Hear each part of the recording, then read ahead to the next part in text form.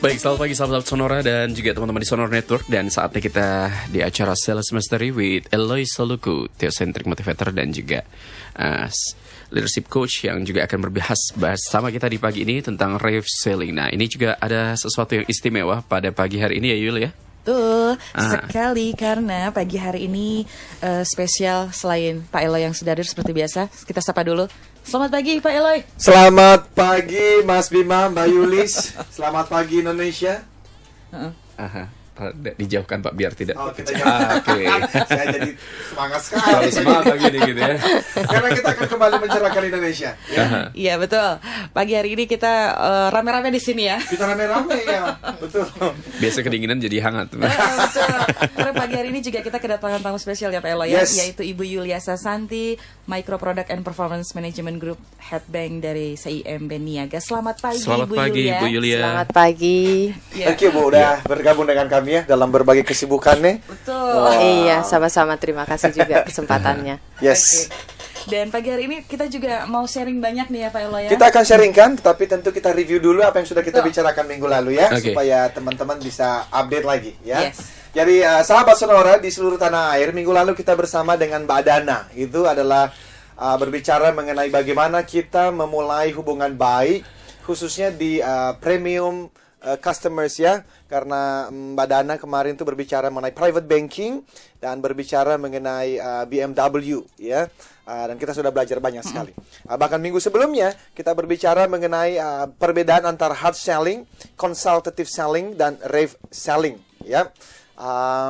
Dan seperti teman-teman tahu bahwa hari ini dan seterusnya kita berbicara mengenai sales mastery, how to sell more by building trusted relationship and professionally competing on value or service, not price. Yang artinya ini berbicara mengenai bagaimana kita menjual lebih banyak melalui keterampilan memulai dan membangun hubungan baik dengan prospek atau konsumen atau nasabah dan berkompetisi melalui pemberian nilai tambah yang bermanfaat atau pelayanan terbaik kepada konsumen dan nasabah sehingga kita tidak lagi tergoda untuk selalu banting harga atau menurunkan bunga seperti itu ya.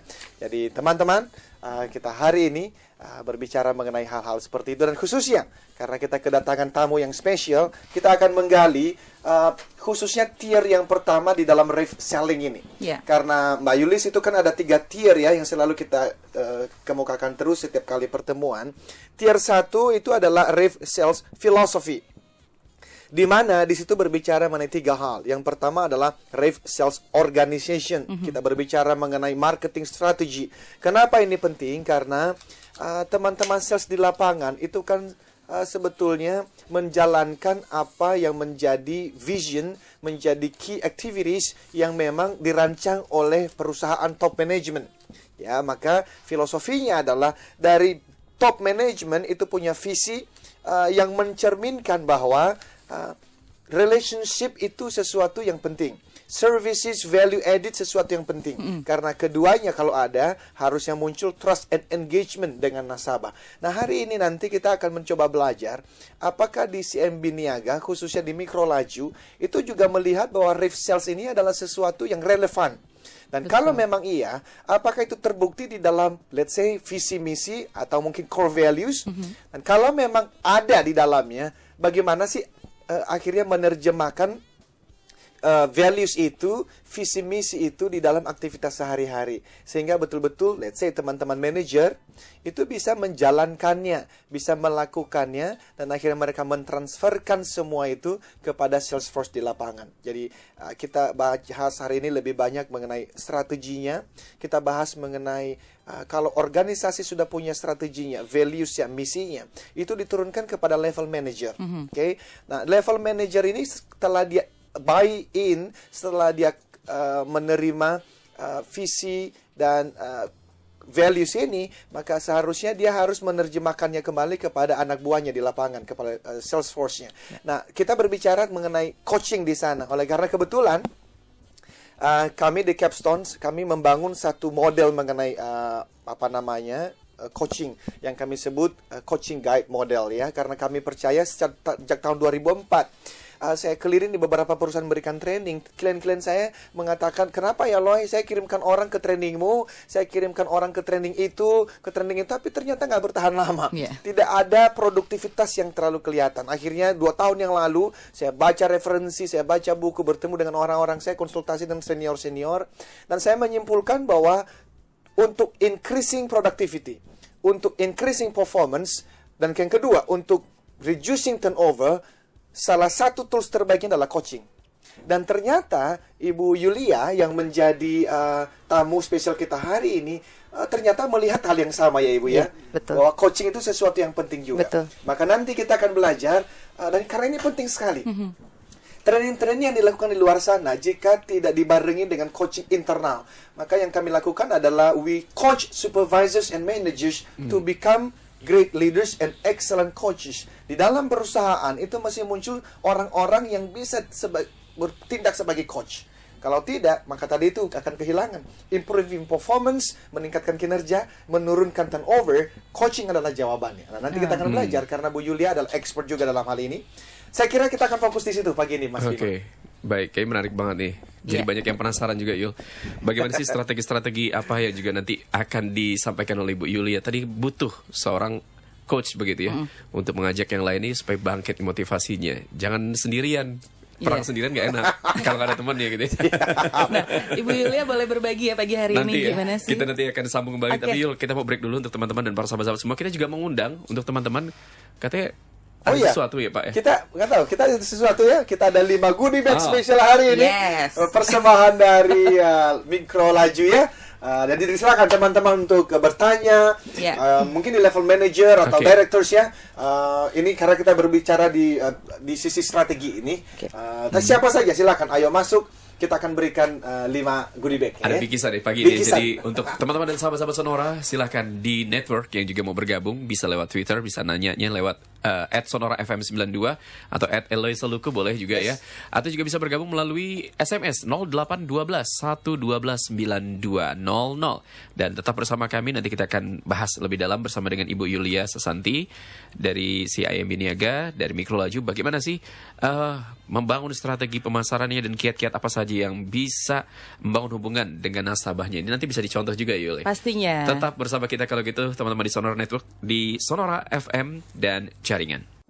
Ya, masih di acara Eloy Saluku di Sales Mastery with Eloy Saluku, seorang teocentric motivator, sales trainer dan leadership coach di pagi ini. Dan juga ada tamu spesial kita dari CIMB Niaga, dari Mikro Laju, Ibu Yulia Sesanti. Dan pagi ini pun juga kita berbagi, ada 5 bikisan untuk sahabat-sahabat semua yang mau bergabung. Silakan bisa interaktif langsung bersama narasumber-narasumber kita di 0812 112 9200. Silakan Anda mau bertanya tentang sales, tentang marketing, boleh. Mumpung ada Ibu Yulia, mumpung ada Pak Eloy di pagi ini. Bu Yulia, nah tadi kalau Pak Eloy sudah memperkenalkan di awal, Ibu nih kayaknya sukses juga sebagai seorang coach gitu ya. Iya, ini yang paling penting katanya begitu untuk menjalankan strategi perusahaan begitu. Gimana Bu? Ada kesulitan-kesulitan nggak sih sebagai seorang coach begitu membangun semangat nih, spirit bagi teman-teman semua? Baik. Saya sependapat dengan Eloy bahwa coaching merupakan sebetulnya jantung dari satu organisasi. Itu adalah proses coaching yang benar, gitu ya. Karena coaching ini mengharuskan seorang leader, seorang manajer mengetahui persis apa positif dan negatif dari timnya, sehingga tugas dia adalah membantu timnya untuk bisa mengeluarkan potensinya gitu. Jadi coaching itu mungkin masih ada sebagian yang berparadigma coaching itu memperbaiki yang kurang. Itu effortnya jauh lebih berat. Paradigma yang baru adalah justru coaching itu menggali sebetulnya potensi orang ini apa, gitu ya. Nah itu justru yang dibantu supaya keluar. Kalau dia punya potensi sebagai seorang sales, ya itulah yang di drive terus, gitu ya. Dikasih motivasi, dikasih teknik-teknik yang memang akan cocok dengan produk atau services yang dia jual. Jadi balik lagi coaching itu seperti itu kalau menurut pendapat saya, gitu ya. kalau tantangannya menjadi seorang coach itu nggak mudah ya, Elo ya. Perlu latihan, perlu pengalaman. Karena di sini dituntut seorang coach itu sangat mengenali orang yang menjadi coachinya, gitu. Jadi mengenali orang itu yang seninya di situ, ya. Jadi keseharian kita menilai dia berproses, mengikuti dia berproses. Dan coaching itu quote unquote bukan mengajari, ya. Jadi lebih kepada kita lebih banyak berinteraksi sehingga kita tahu persis, oh ternyata sebetulnya anak ini mempunyai potensi di bidang tertentu, gitu ya. Dia mempunyai kekuatan di sini sehingga itu yang kita bantu untuk dikembangkan. Ya, rata-rata. Tapi kalau sudah dikatakan, ayo kamu ikut saya coaching, nah ini pasti paradigma, aduh saya pasti jelek, pasti buruk. Banyak yang seperti itu, Bu. Setuju, betul. Paradigma itu masih sangat kuat, ya. Jadi, waduh, saya dipanggil nih. Nah, itu betul. Karena balik lagi dalam hal ini menurut saya leader dan manajernya sendiri yang membentuk paradigma itu. Padahal coaching itu sebenarnya lengkap. Pada saat orang mempunyai performance yang turun, sudah pasti dia harus dibantu. Pada saat orang performance-nya on the track, itu pun harus dibantu supaya dia menjadi lebih baik. Pada saat orang juga performance-nya excellence, itu pun harus dibantu supaya dia naik, gitu ya. Entah naik dari sisi scope pekerjaannya, naik dari sisi jenjang karirnya. Jadi semua kondisi itu perlu coaching. Oh, jadi tidak ditinggalkan begitu aja gitu, Bu, ya? Iya, jangan. Oke, jadi menarik memang coachingnya. Ya tadi tantangannya itu ya. Iya. Mungkin salah satunya memang berbicara mengenai kita lebih kepada building awareness-nya ya, Bu ya. Betul. Kita bukan ngajarin tetapi membangun kesadaran di Betul. dalam diri si coach ini. Iya. Tapi sebelum kita lanjut itu kita masuk kepada strateginya sekarang ya, Mbak Yulis ya. Betul. Khususnya bagaimana si CIMB Niaga Mikro Laju itu melihat relationship dengan nasabah. Jadi apakah si Rave Sales ini relationship based in value creation selling itu sesuatu yang relevan menurut Ibu di dalam Mikro Laju. Seperti apa, Bu, Ibu melihatnya? Saya mulai dari awal ya. Yes, Ibu. Mikro Laju ini adalah salah satu bagian dari Direktorat Commercial Banking di CIMB Niaga yang berfokus untuk melayani pengusaha-pengusaha mikro dan kecil, gitu ya, supaya mereka juga berkembang usahanya. Nah, CIMB Niaga punya, kalau dikaitkan dengan tadi filosofi segala macam itu, kami punya values di CIMB Niaga, kita sebutnya ICE, I-C-E, gitu ya. I itu mengatakan integrity is everything, karena banking jelas kita perlu integrity yang sangat kuat ya. Kemudian yang kedua, C-nya itu adalah always put customers first. Customers, gitu ya. Jadi customer memang selalu dikedepankan. Gitu. Yang ketiga, kita bicara passion for excellence. Jadi diharapkan semua orang CIMB di dalam melakukan tugas dan pekerjaannya itu selalu menjaga excellence, gitu ya, perfectness dari services yang kami berikan, gitu.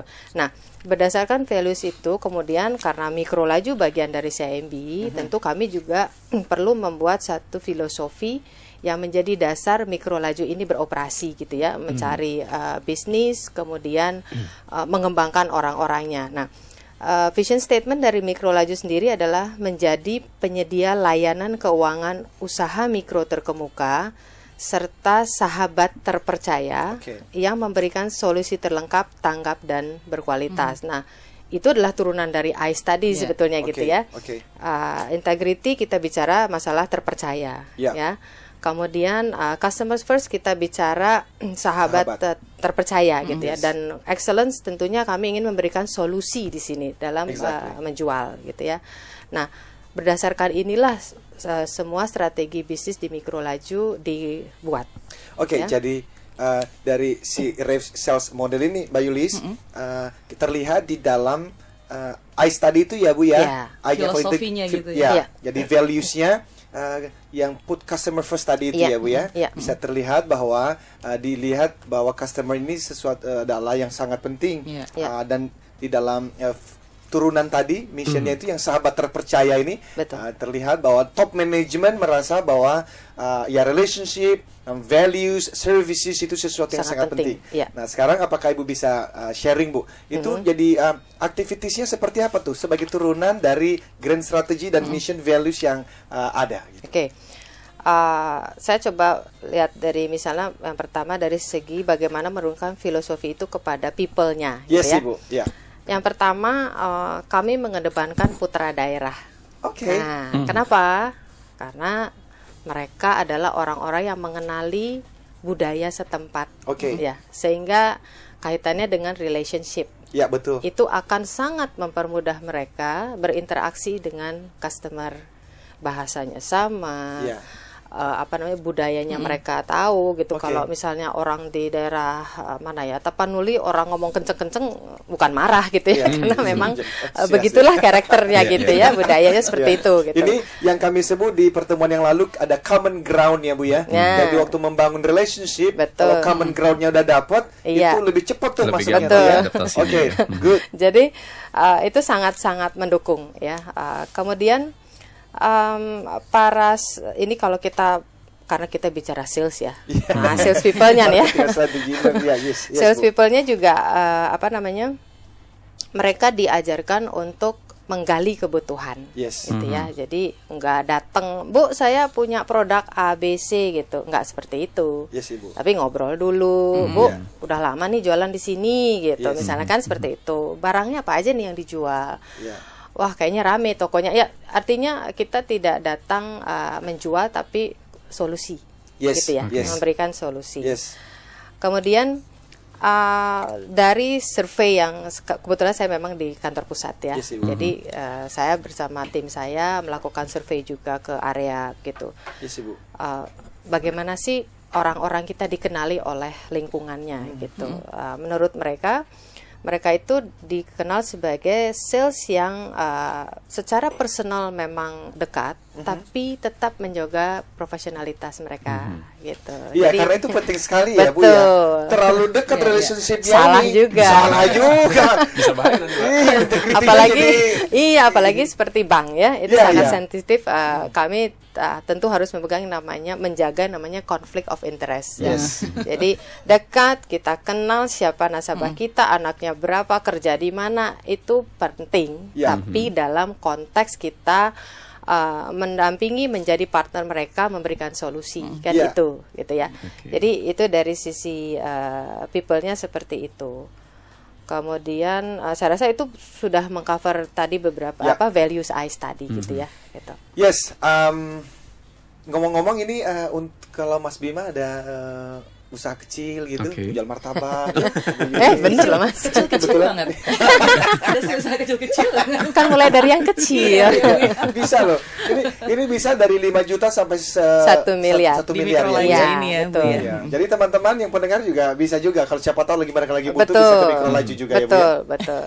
Baik, jadi kita ada produk-produk apa aja Bu untuk Oke. Kalau produk di sini tadi juga disebutkan bahwa kami memberikan solusi terlengkap ya. Jadi Mikro Laju ini kalau boleh saya bandingkan dengan bisnis microfinance yang lain lah gitu ya. Selain pinjaman itu kami berikan pinjaman modal kerja, pinjaman investasi, dan juga kami punya KPR mikro. Ya, jadi untuk pengusaha-pengusaha mikro yang seringkali begini kan. Mereka pendatang dari daerah gitu ya, berusaha di sini maju. Pas ditanya, Pak, ini tempat usahanya punya Bapak gitu kan. Oh enggak, saya masih sewa. Padahal itu dia sudah 10 tahun lah di situ misalnya gitu ya, atau 5 tahun lah katakan. Pak, kenapa nggak dibeli? Jadi daripada bayar kontrak gitu ya, kalau dihitung-hitung dalam 5 tahun ke depan bisa jadi milik Bapak kan ini gitu. Kalau itu dibayarkan sebagai investasi dia melalui KPR CIMB Mikro Laju misalnya gitu. Nah, itu juga kami bisa berikan dalam bentuk kredit investasi atau KPR kalau memang dia butuhnya adalah rumah misalnya itu. Nah, jadi itu salah satu produk yang menurut kami belum dimiliki oleh microfinance yang lain. KPR mikro memang untuk para pengusaha mikro. Baik Bu Yulia, nanti kita akan sambung lagi ya Pak Elo ya. Sudah ada beberapa pertanyaan juga nih dari sahabat Sonora yang sudah akan bergabung nanti. Ada telepon juga, pokoknya udah kayak tadi dengar soalnya yang pengen usaha kecil-kecil boleh minta bantuan gitu ya. Langsung. Jangan lupa juga kami menyediakan goodie bag ya untuk Anda yang berpartisipasi. Nanti kita akan pilih siapa yang beruntung pagi hari ini. Tetap bersama kami di Sonora Network. Oke, kita balik lagi di perbincangan kita Sales Mastery with Eloy Soluku, Teocentric Motivator, Sales Trainer dan Leadership Coach. Juga didampingi ada Ibu Yulia dari CIMB Niaga. Ini menarik banget, tadi sudah ada strategi-strateginya, menggunakan putra daerah, sales people-nya juga diajarkan untuk menggali kebutuhan, to serve and helping ya Pak. Persis. Itu yang Sales Mastery yang mana menjadi filosofi dasar kita dalam Rave Sales. Selling is always about giving and serving. Tapi gimana bisa serving and giving kalau kita nggak ngerti kebutuhannya apa? Jadi dia menggali kebutuhan. Makanya di situ diperlukan peran coach itu ya Bu ya. Iya. Oke, nah ini menarik banget nih. Tadi juga disampaikan juga apa sih yang dilakukan, produk-produk apa saja tadi gitu Bu ya. Jadi sudah banyak hal yang juga. Nah ini untuk kiat apa sih Bu yang membangun hubungan dengan nasabah tadi? Ini mungkin dari strategi, apakah sudah termasuk menjadi kiatnya di CIMB Niaga untuk membangun hubungan dengan nasabah begitu korelasinya? Iya. Kalau yang kami lihat di wilayah-wilayah kerja kami gitu ya. Para leadernya itu memang mereka biasanya selalu keep contact dengan customer, sehingga dari situ pun kami bisa create new business gitu ya. Apakah kemudian dia mengalihkan fasilitas pinjaman di tempat lain, atau dia memang ternyata usahanya berkembang karena ada interaksi, sehingga ada yang disebut misalnya kita top up gitu ya. Tadinya dia sudah berjalan 6 bulan atau bahkan mungkin 1 tahun, karena memang kita selalu menjaga hubungan, akhirnya kita bisa tahu ternyata dia membutuhkan tempat usaha baru misalnya karena dia membuka cabang, atau dia ternyata bisnisnya bisa berkembang karena distribusinya lebih luas, jadi dia pasti butuh modal kerja lebih banyak.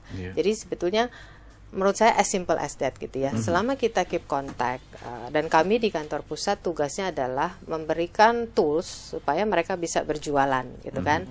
Tapi yang lebih penting adalah mereka selalu keep contact dengan customer. Itu yang menurut saya sederhana sih ya, tapi nah itu pelaksanaannya. Menjalin relationships tuh ya Pak Elo ya. Iya. Betul. Bu, ini kemarin seperti yang sempat saya lewat email kita ya. Kalau minggu lalu itu kan lebih kepada private banking yang kami bicarakan ya. Orang-orang yang memang untuk ketemu mereka aja susah sekali. Setengah mati. Sementara ini kan kita bicara mengenai mikro ya. Mass market sebetulnya. Mass market banget. Tapi persaingan di situ juga cukup sangat. Ya Bu ya. Karena sekarang kan setiap bank harus memiliki portfolio di UMKM gitu ya, istilahnya sampai 20%, termasuk di dalamnya adalah mikro. Sehingga kalau kita lihat sekarang mikro itu ada di mana-mana gitu ya. Jadi persaingan sangat amat tinggi sekarang. Jadi kadang saya juga menghadapi situasi di mana tadi bicara masalah turnover kan. Turnover itu bisa 2 nih Eloy. Satu karena memang performance-nya tidak meet our target.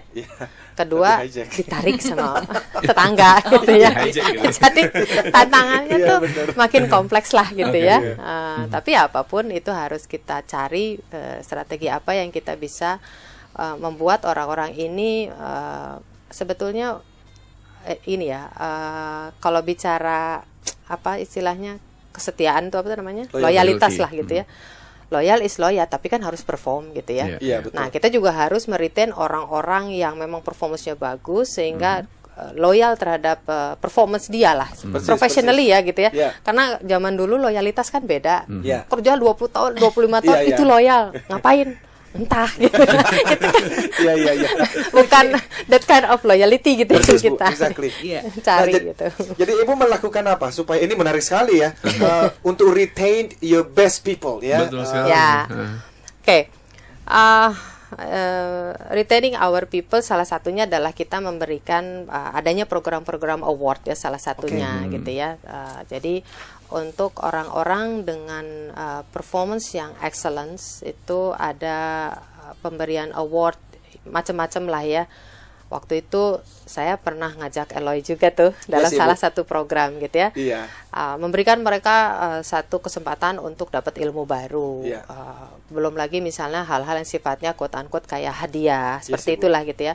Dan ini terus terang alhamdulillah lah gitu, mereka mengapresiasi juga bahwa kami memberikan apresiasi ke mereka. Jadi tidak, sebetulnya bentuknya tidak harus selalu uang gitu ya, tetapi hal-hal lain yang membuat orang itu merasa dianggap dan diapresiasi bahwa mereka telah memberikan kontribusi. Itu menurut saya sangat penting gitu ya. Jadi jangan dilupakan yang punya prestasi luar biasa itu pun harus di coaching, harus diberikan award juga. Dan tetap diperhatikan. Jadi kadang-kadang kan kita take it for granted ya. Betul, Bu. Oh, dia udah bisa jalan sendiri, biarin aja gitu. Ya, jalan lama-lama jalan ke tetangga gitu. Gitu. Betul. Jadi saya pertama bertemu dengan Ibu Yulia tahun lalu ya, Mbak Enzi ya. Tahun lalu ya. Jadi itu salah satu program awarding apresiasi pertemuan-pertemuan untuk best people ini ya. Betul. Iya. Sudah banyak sekali sahabat Sonora yang ingin berbagi juga, bertanya juga pagi hari ini. Tadi Pak Hendra Niyul mengatakan saya setuju banget dengan konsepnya, Bu. Hubungan jangka panjang akan sempurna jika orang dipandang sebagai manusia, begitu, memanusiakan manusia. Jadi kan, jadi bukan hanya soal untung dan rugi. Wah, betul. Ini asik banget nih. Bener-bener loyal jadinya. Ya, dengan catatan dia berkontribusi. Iya, persis. Baik, ada pertanyaan juga nih Bu Yulia dari Dewi di Atmajaya. Katanya sedang kuliah di jurusan manajemen. Di kampus saya belajar mata kuliah training and development nih, Bu. Jadi agak sedikit tanya tentang perbedaan training dan coaching apa ya, Bu ya? Dan apakah coaching juga bisa di-develop untuk jangka panjang? Atau untuk pengendalian turnover karyawan, bisakah hanya coaching atau harus dengan training? Oke, saya sama Eloy saling melengkapi barangkali ya. Pasti, Bu. Ini ekspertis kita harusnya. Nah, saya bicara di sisi praktis ini ya. Kalau training dan coaching sebetulnya sama-sama bentuk development program ya. Kalau training itu menyangkut hal-hal yang sifatnya meningkatkan kemampuan skills dari seseorang. Tetapi kalau coaching adalah satu proses untuk membangkitkan tadi yang disebut Eloy adalah kesadaran atas potensi diri. Dan coaching ini adalah satu proses yang terus-menerus harus dilakukan di dalam sebuah organisasi. Karena seperti saya sampaikan juga bahwa coaching adalah jantung dari satu organisasi. Karena dalam coaching ini dibahas dari A sampai Z gitu ya, istilahnya orang ini saat ini berada di mana, apa yang menjadi tantangan dia, apa yang sudah baik, apa yang perlu kita dorong lebih baik lagi. Kemudian kita bicara juga program follow up-nya apa, dan kita juga melakukan pertemuan kembali di berikutnya supaya tahu perkembangan dari orang ini seperti apa gitu. Ini tentu sangat penting bagi kedua belah pihak. Sebagai leader harus tahu anak ini berkembang atau tidak. Sebagai yang di lead coachingnya juga, dia juga perlu tahu saya diminta kemana, saat ini saya berada di mana. Bayangkan kalau misalnya orang datang bekerja, Pak saya harus ngapain gitu istilahnya. Terserahlah nanti saya bilanglah sama kamu gitu. Terus apa yang terjadi dengan orang itu? Ya jangan disalahkan kalau dia tidak melakukan apa-apa gitu ya. Nah itu itu saya masih banyak yang terjadi sehingga boro-boro proses coaching gitu ya. Artinya directionnya aja nggak dikasih gitu. Jadi perbedaannya kalau training itu sifatnya itu tadi, training is a training. Orang bisa training setiap tahun 3 kali gitu ya. Tetapi kalau tidak di follow up dengan proses coaching, ini jadi tidak berarti. Menguap lah. Training itu wah fun, seru segala macam, saya dapat ilmu baru. Tapi kemudian dia pulang ke kantor sama atasannya ditanya pun tidak. Ya kan? Kemarin kamu training apa? Harusnya ditanya seperti itu. Oh, saya belajar ini, Bu. Oke, fine. Bagaimana kita menerapkan ini? Itu tugas leader untuk mengcoach dia next after the training. Itu kalau menurut pendapat saya begitu. Saya setuju sekali, Bu. Dan mungkin perbedaan yang lainnya adalah bukan yang lain sih, untuk menambahkan saja. Banyak perusahaan-perusahaan, Mas Bima, Mbak Yulis, yang melakukan training itu tidak betul-betul part of strategi perusahaan. Sehingga yuk kita lagi ada budget nih, kita training ya. Kadang nggak sesuai sasaran, Pak Nana. Iya, dan akhirnya klien-klien yang seperti ini nanti ketemu dengan saya yang ngomong, "Loh, kenapa ya? Kami ngadain training tapi nggak ada hasilnya." Training is a strategy, part of a strategy, gitu loh. Jadi yang namanya kita punya visi dari perusahaan, dari manajemen diturunkan. Nah, ini pekerjaan orang-orang teman-teman HR. Iya. Jadi harusnya setiap training itu mesti jelas objektifnya ngapain. Betul. Dan setelah yang namanya training, follow up programnya mesti jelas. Betul. Jack Welch di dalam bukunya Winning itu ngomong, Mas Bima, yang namanya training itu bisa bertahan maksimal 27 hari. Iya. Kecuali itu ada follow up programnya, Betul. dimonitor Iya. sesuai dengan objektivitasnya. Nah, coaching masuk di dalamnya. Iya. Jadi coaching itu kan kuatnya di dalam monitoring ya. Iya. Kami membangun namanya guide coaching model. Ini bagaimana kami mempersiapkan ini supervisor dan manager dalam perusahaan untuk menjadi internal coach gitu ya. Nah, guide itu G-nya adalah gain information. Ini sudah bicara mengenai prosesnya. Waktu dia one on one, dia gain information. Apa sih yang perlu kita bicarakan dalam pertemuan ini? Bagaimana pekerjaanmu? Persis tadi seperti yang Ibu Yulia bilang, coaching itu tidak selalu berbicara mengenai problems.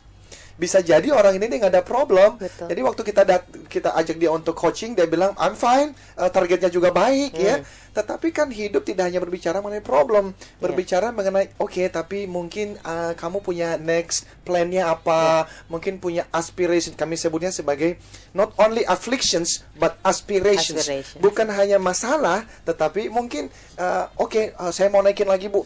Saya ingin capai target bukan hanya 100%. Next month saya 120%. Now, sebagai seorang coach, sebagai seorang manager, sebagai seorang supervisors, maka ini berbicara mengenai understanding the current state. Ini mengenai U-nya. Kalau kamu mau 120%, seperti apa sih situasinya sekarang? Lalu dia identify desire state. Lalu berbicara mengenai action plan dan engage to act. Nah, ini yang tidak dapat di dalam training. Engage to act-nya.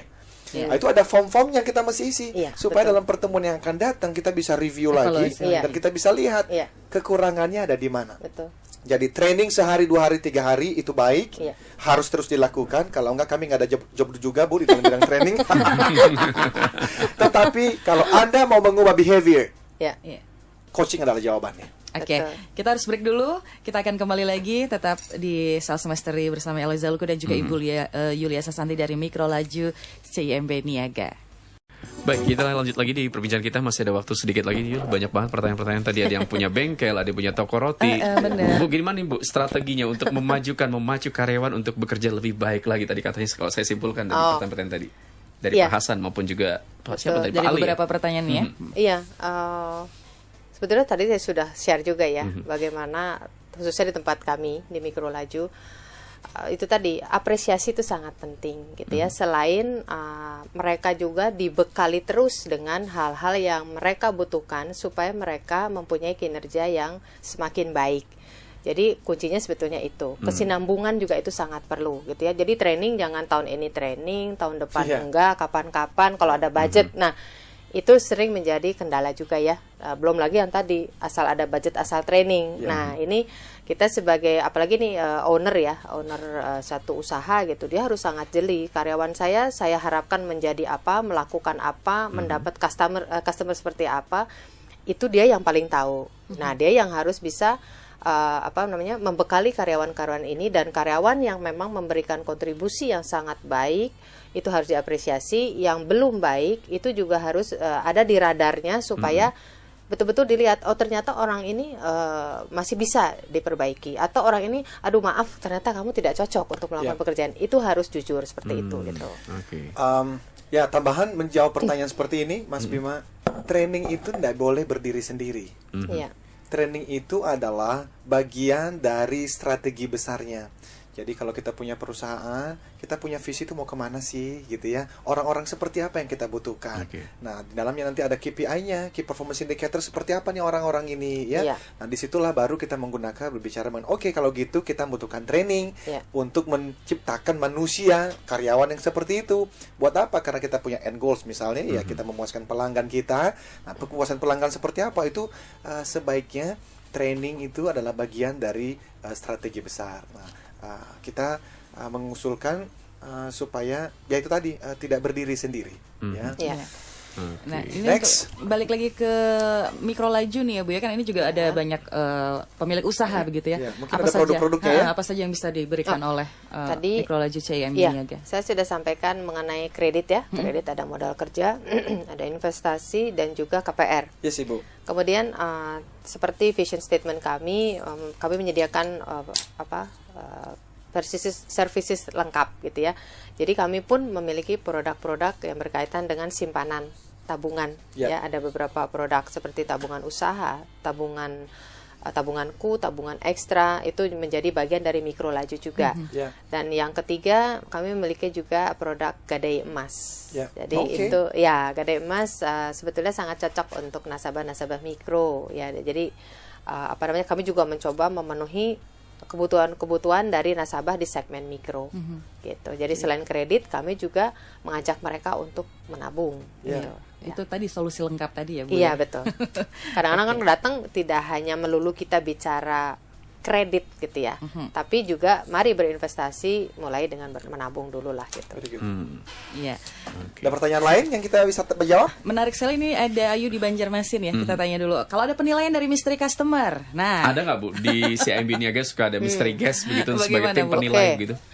Kalau di CIMB Niaganya sendiri secara grup memang dari tahun ke tahun kami biasanya memang mengikuti penilaian servis ya, selalu gitu.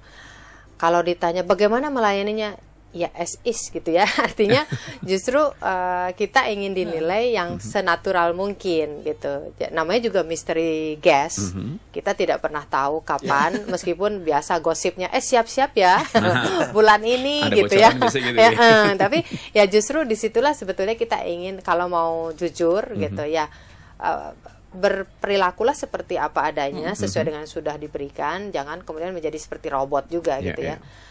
Jadi ya natural saja, jadi dihadapi saja. Kalau memang kita sudah mempunyai kultur dan proses yang benar, siapapun yang minta dilayani, otomatis kita juga akan melayani seperti apa yang kita biasa lakukan. Betul. Sesuai dengan value tadi ya, Betul. ICE tadi Bu ya. Integrity, kemudian always customer first, dan passion of excellence tadi ya, kita tetap dikembangkan. Gimana nih Pak Eloy untuk dari kesimpulan Pak Eloy? Sudah kita udah mau habis kita.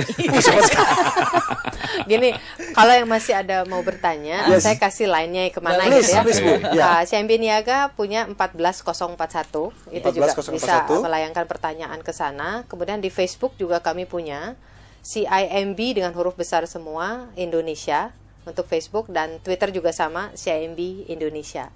Jadi silakan kalau sekarang di sini kita belum bisa jawab semua. Jadi silahkan menghubungi kami di sana. Jadi kita closing statement maksudnya nih ya. Baik, Bapak dan Ibu, rekan-rekan salesperson di seluruh tanah air, terima kasih sudah bersama kami. Dan hari ini kita berbicara mengenai strategi daripada yang namanya mikro laju dari CIMB Niaga. Dan tolong ingat terus bahwa sales is always about giving and serving. Yang namanya sales itu adalah berbicara mengenai memberi dan melayani customer kita. Karena itu setiap kali Anda bangun pagi, tanyakan, saya akan menolong siapa hari ini, bukan kepada siapa saya menjual hari ini. Jadi teman-teman, Rev Selling berbicara mengenai bagaimana Anda mampu membangun hubungan baik dengan customer Anda, memberikan services yang baik, sehingga Anda tidak lagi tergoda untuk menurunkan harga dan menurunkan bunga. Itu yang kita lakukan, dan sampai ketemu di minggu yang akan datang.